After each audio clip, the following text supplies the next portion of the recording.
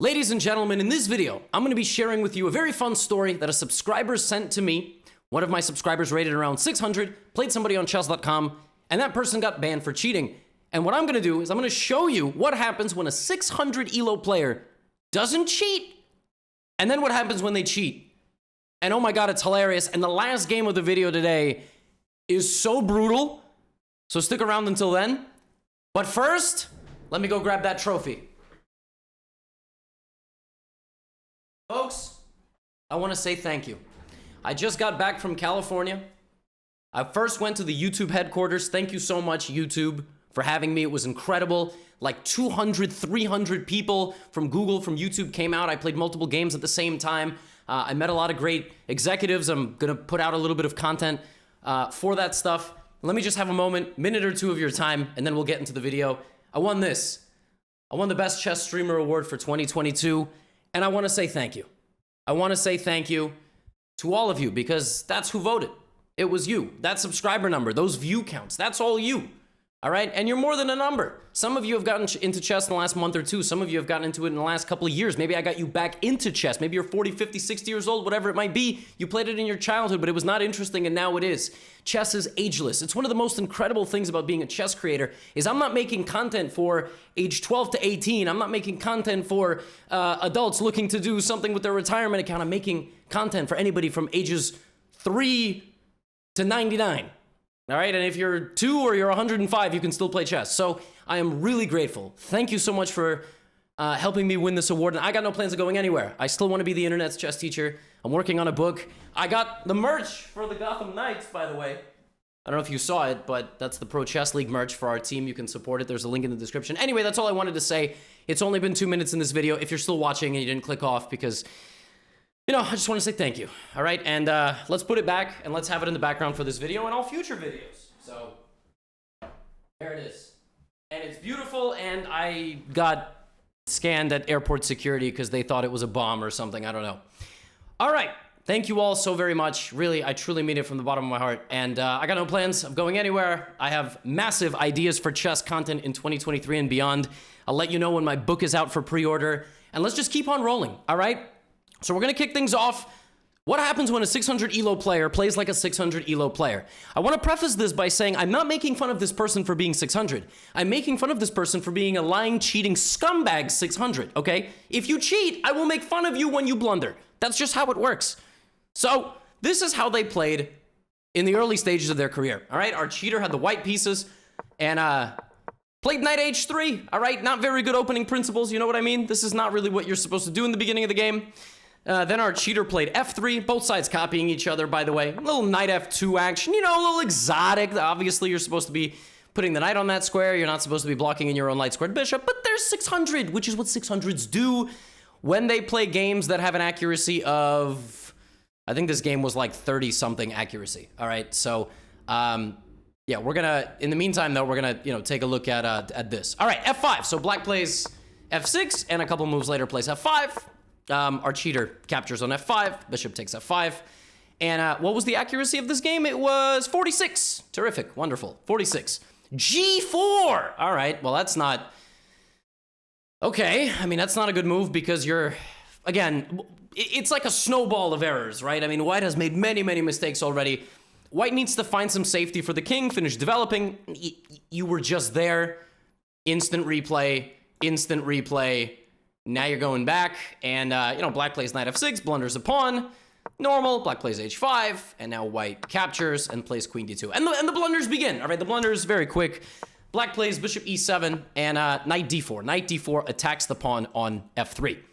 There's a couple of ways of defending the pawn, obviously, but it's all going to be very difficult. But instead of defending the pawn, our protagonist, antagonist, anti-hero plays the move rook g1. Rook g1 not only fully enables the move knight f3, it also guarantees that it's a triple fork. It's like, you want to do that? Yeah, no problem. Oh, you're going to steal my car?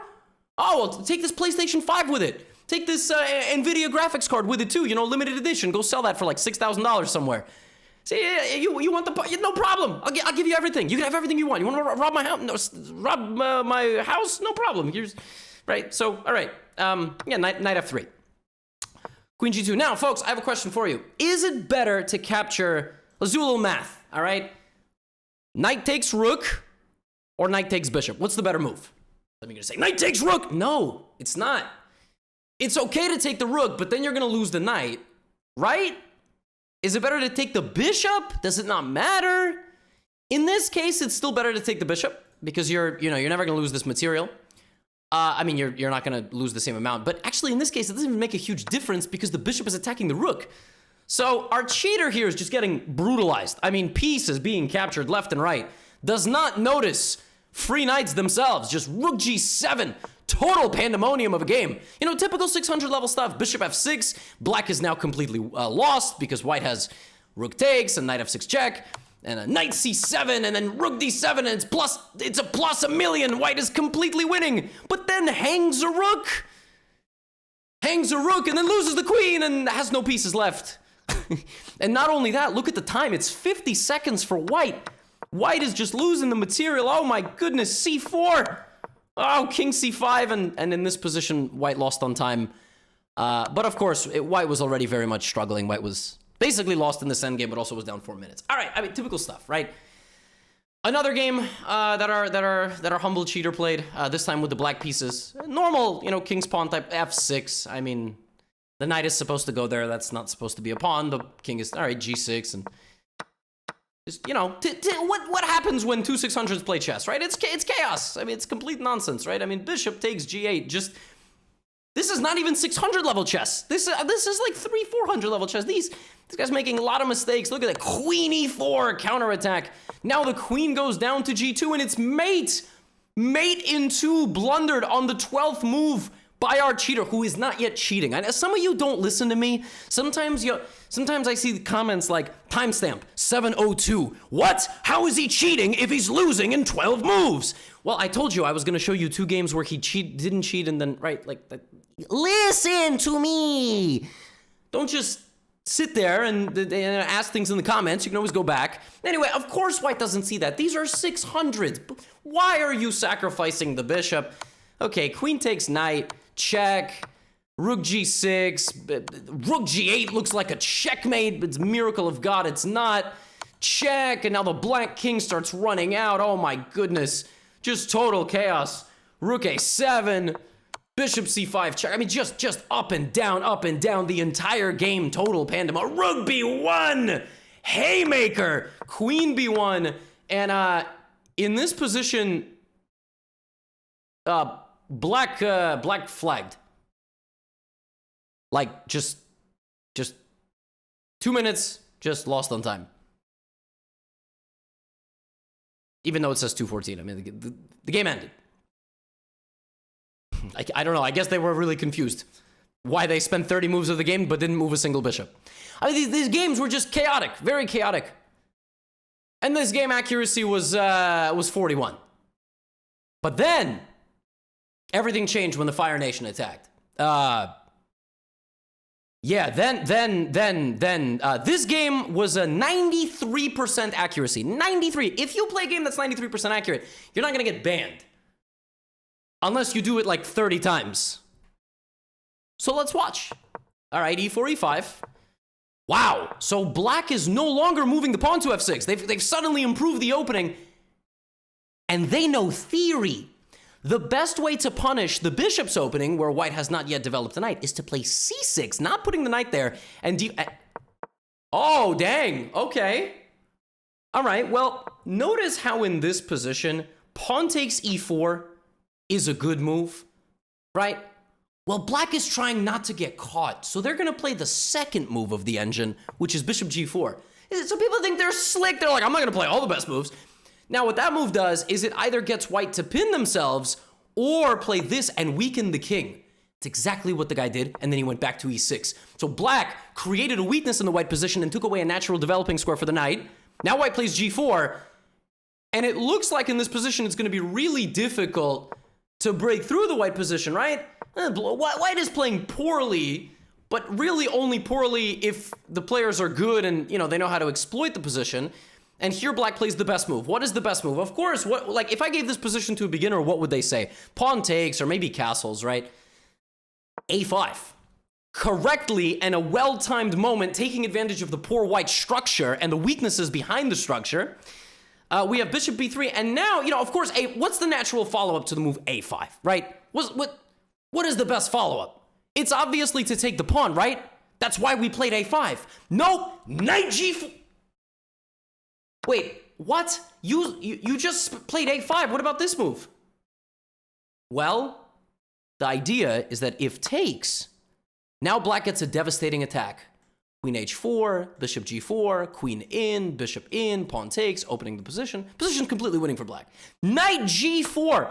White blunders. White plays queen d2, and now, if you just took this with the idea of playing queen h4, knight f2, what would you play in this position? Some of you would play this. Some of you would play this, defend it. Some of you would play this, right? Some of you would give a check. You know you know what the cheater played? Are you kidding me? These people don't even realize. It's like they're playing the piano with two hands at the same time, but they've never played the piano before. And they're playing perfectly. What? What kind of Adderall are you on? a5, knight g4, leaving the knight there to die, and just a4? Now you give the check, and now, folks, unfortunately, the execution is swift and very much painful. Check, take the knight, and now, of course, you know, the queen has to maintain pinning the pawn to the rook, so you gotta take with the bishop, right? No. You take with the bishop, folks, it's only minus 20 and mate in 9. If you take with the queen, it's mate in 5. 4 now. Yeah, of course. Which the cheater saw. That makes sense. That makes a lot of sense. That makes a lot of sense. Yup. Check. And now, bishop h3. Threatening queen f1, queen f2 in the future, queen g2, bishop f2. And if you take this, I go here, and white resigned because queen g3. And if you will notice, folks, all of the last moves were made between about 6 and 10 seconds. So, 8 seconds on a5, 10 seconds on knight g4, 10 seconds on a4, 7 seconds on queen h4, 15 seconds on bishop f2, maybe white, you know, maybe you get those as well. 9 seconds on this move, 7 seconds on that move, 8 seconds on that move, 6 seconds on that move, and 10 seconds. How long did it take? Oh, they didn't even play this. I would be very curious to see how long it would take black to find this move. So very consistent time usage, 93%, 0 inaccuracies, complete obliteration of, you know, of a player who probably in the last game would have beat this person. But you haven't seen nothing yet. If you made it 12 minutes into this thing, yeah, buckle up. E4, this is the most disgusting thing I've seen in quite some time. I told you in the intro to stick around until the end. That's not because I wanted to increase my watch times and therefore get more ad revenue, although absolutely make no mistake, I have full incentive to do that. But I can do that regardless. I would like to think that my content is engaging and entertaining enough and makes chess fun for you, and that is why you would watch this far in the video as well. Some people will go on Reddit chess and complain that I talk about watch time in my videos, but, you know, a very wise person once told me, if you're not offending people in your growth as a creator, then you're doing something wrong. If you're not making people upset, making people criticize you. And the person that told me that was Aristotle. So, yeah. G6. Aristotle knew a thing or two about the YouTube algorithm. H6. Okay, I mean, look. This is what 600s play because they don't watch my content. They play this Ooga stuff. Bishop D3. You guys like the merge, by the way? It's really nice, I think. Anyway, knight e2, yeah, of course. And white is already much better. Why is white already much better? Because black did not put any center pawns in the center. That, as they're called, they should be in the center of the board. If they're not going to be in the center of the board, then you need to play moves that will prevent your opponent from taking the center of the board. Because if you don't play moves that are going to prevent your opponent putting their pawns in the center of the board, then your opponent is going to play moves that put their pawns in the center of the board. And what I mean by that is e5 and then c4. And you're going to get overwhelmed because if your opponent gets to just completely occupy the center, you're much worse. And while our cheater at this point rated 670 might not know that, the Stockfish or whatever other engine they are using that is probably 5 times higher than that rating does know that. And so in this position, white finds it so imperative to move away. You know what the best move in this position? You know how many people in this position would just play this or castle because they would go, that's defended? Yeah, well, the engine plays this because it correctly evaluates that the knight is now kind of stuck, can't take the bishop, and is just, you know, this is on the way. Now, the best move in this position for a beginner, like if I gave a beginner this position, probably castle, right? Okay, white plays queen a4. Sometimes people throw in their own moves to, you know, but again, 10 seconds, look, every move, right? So let's see, 9 seconds. That one was 5 seconds, 7 seconds, 8 seconds. That was 4 seconds, impressive. 6 seconds, every move, like it's like a little time interval. So queen a4, and yeah, I mean, of course the person with black is not playing great. But a 600 cannot really show you why another 600 is not playing great, all right? Sometimes it's very chaotic. And as we see, the engine is already beginning to march down the black position. Black cannot capture like this because of the pin, and if black captures like this, well, unfortunately, the black king is gonna have to go for a walk of shame. And white plays the top engine move, which is knight f4. Black plays knight c6. And white here is balancing between playing the top engine move and not playing the top engine move, so that move is played in 7 seconds, which fits our interval. Black plays knight d5. That's simply a blunder of a knight. Now, how many of you in this position would play pawn takes knight? Because of course, right? Any human being here plays pawn takes knight. It's a free knight. It's not the best move. Pawn takes knight is only +9, whereas if you play knight takes knight, it's +10. Which the cheater doesn't know anything about chess other than reading numbers. And the idea is that after pawn takes, now the king loses an escape square. That's actually what's important. And after knight e5, it is now getting to that territory of forced checkmate.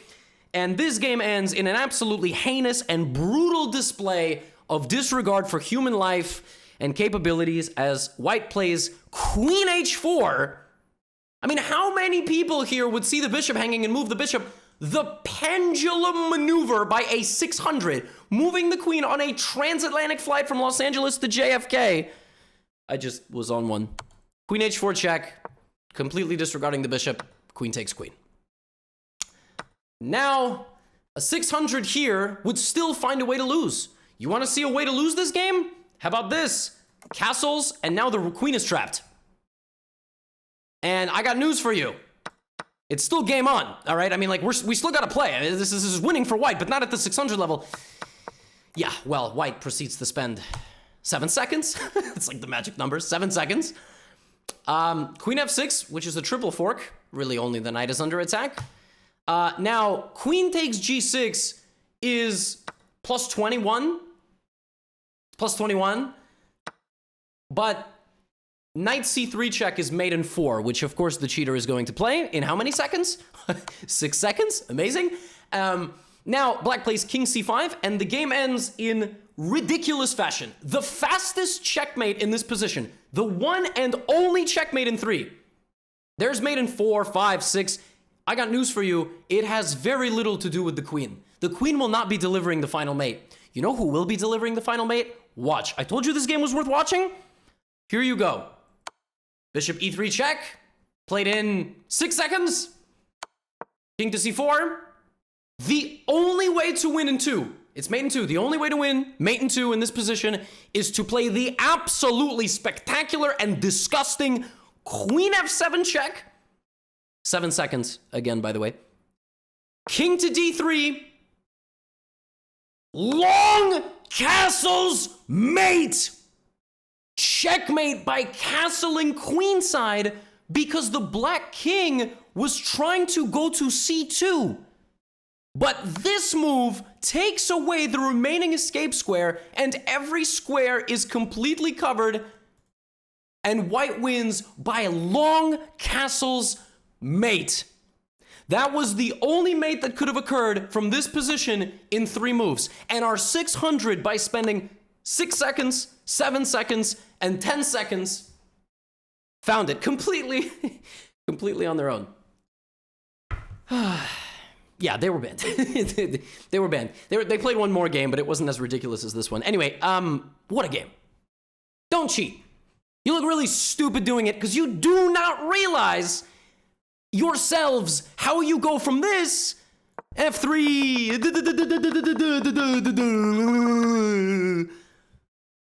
to long castles mate. Anyway, I thank you all very much once again, if you did make it this far. It's incredible, you know. 3-4 years ago, I was just a chess teacher in New York City. wasn't just a chess teacher. I had a career that I think folks could only dream about. I was working my own hours. I was still getting paid well teaching chess in New York. You can make a good salary. But I had no online presence, no online content. And a couple of years later, 3 years later, to be visiting the headquarters of YouTube, to be meeting and shaking hands with the CEO of YouTube, to have 200-300 people show up to watch me play and make some jokes and take some selfies with me, and going to the Streamer Awards is a ridiculous experience for a chess teacher from anywhere, but a chess teacher who was just teaching classrooms of rowdy 7- and 8-year-olds in after-school programs. So now I am your chess teacher. I am the internet's chess teacher. And chess is an incredible ageless game that I have no plans of dropping in the near future.